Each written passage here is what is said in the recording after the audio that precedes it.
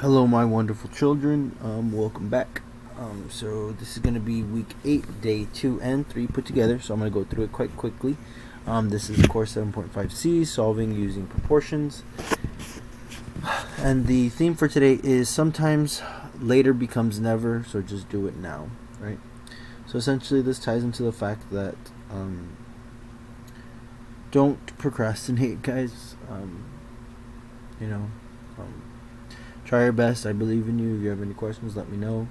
But this quote comes from the idea that,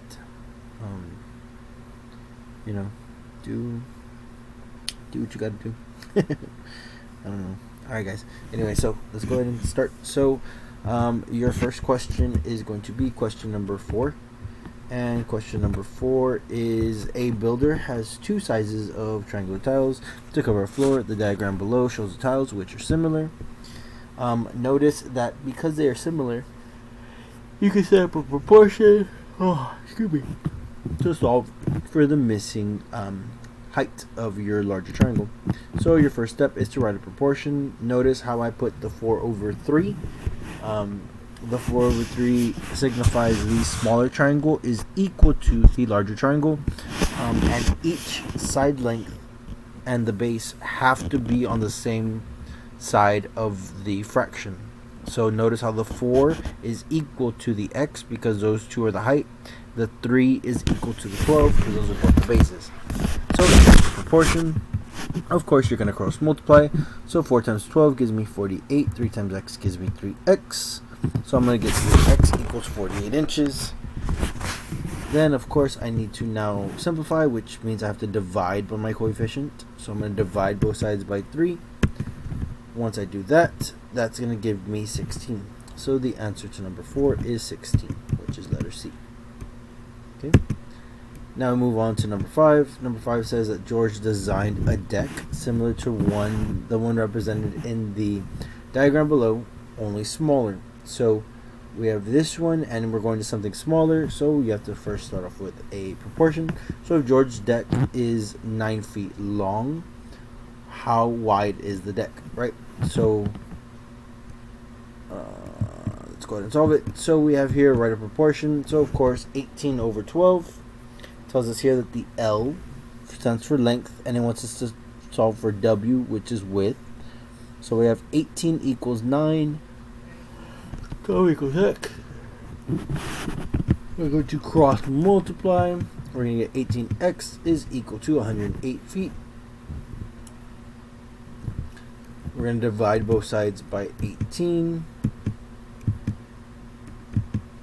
And of course, we're going to get 6. So the width of the new deck is going to be 6. So your answer is B. Alright.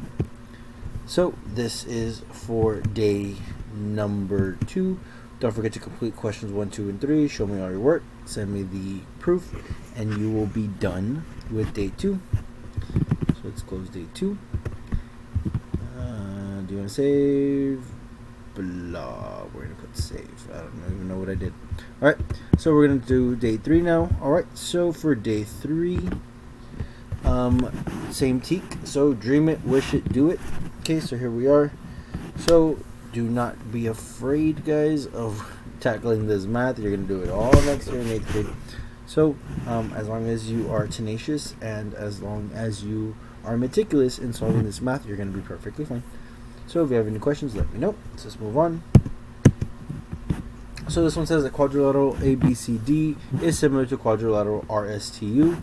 What is the perimeter of RSTU? Okay, so not only do we have to solve for a side length, but now we have to also find the perimeter, which is at all sides, right? Any shape, at all sides. Okay, so here we go. So let's go ahead and begin. So your first step is to write your proportion. So my first proportion I have is for my little shape to my larger shape. Notice that I am solving first for RU. Okay, I'm solving first for RU, so the X goes for RU.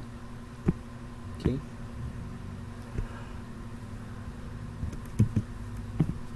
Alright, cross multiply. This is going to give me 4x is equal to 14. Simplify this, and this will give me, of course, x is equal to 3.5. That's just our u though. Okay. Now I have to solve for BC of the little one. Oh, actually, no, I don't. All I got to do is add it all together. And I could have found the big one. Because technically all I need is, yeah. So all I had to do was find BC. So I found BC just because I am me and I wanted to know what it was. And I also found CD. So in case you guys want to practice, which I would recommend, that's how you find BC and CD. Okay, now we have to find the perimeter. So we're going to add all the side lengths together in order to get that. This is me solving for everything. There we go. Okay.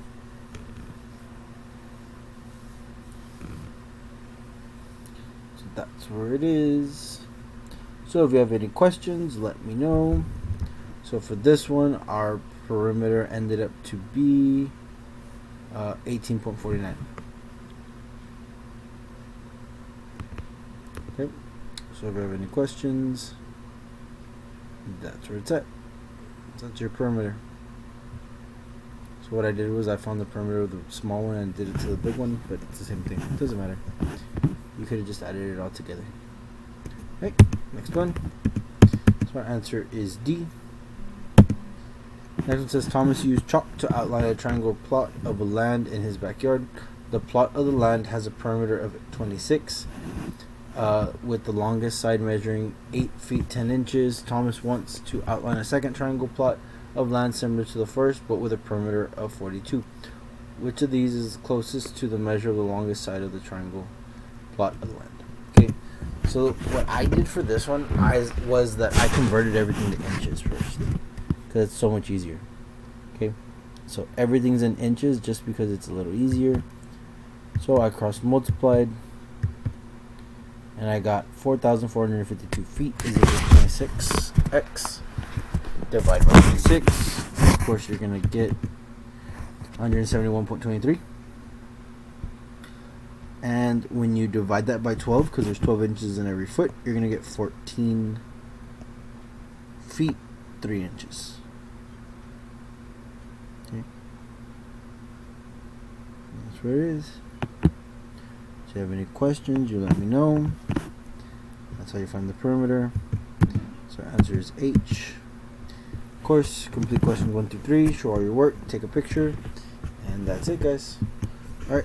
So I love y'all. I miss y'all. If you have any questions, let me know. Other than that, send me your work. Bye, guys.